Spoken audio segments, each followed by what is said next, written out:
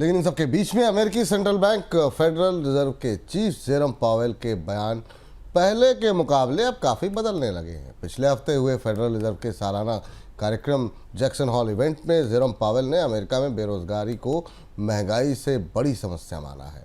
Pavel ने माना कि अमेरिका में नौकरियों की ग्रोथ स्थिर हो गई है। पावेल के इस रुख से बाजार अनुमान लगा रहा है कि भविष्य में अमेरिकी सेंट्रल बैंक की तरफ से ब्याज दरों में कटौती हो सकती है। सर, ये जो कल जो स्पीच इनकी रही उससे तो ऐसा लग रहा है कि मतलब क्या डर गए पावेल, ये कह सकते हैं क्या? लेकिन जेरोम पावेल महंगाई को छोड़कर के अब रोजगार के लिए इतने चिंतित क्यों दिखाई दे रहे हैं और रोजगार बाजार जो है वहां से क्या तस्वीर दिखाई दे रही है? ये बड़ा इंपॉर्टेंट शिफ्ट है अब फेडरल रिजर्व के रुख में मॉनेटरी पॉलिसी को लेकर। और यही केंद्रीय बैंकों की जो दोनों जिम्मेदारियां होती हैं, महंगाई को नियंत्रित करना और अर्थव्यवस्था को सपोर्ट देना, यही उनका मैंडेट होता है और यही उनको करना चाहिए। पावेल का जैक्सन होल का भाषण डोनाल्ड ट्रंप के गुस्से पर पानी डालने के लिए पर्याप्त है। डोनाल्ड ट्रंप को इससे सबसे ज्यादा राहत मिली होगी, क्योंकि पिछले एक साल से पावेल को भगाने और हटाने की कोशिश कर रहे थे।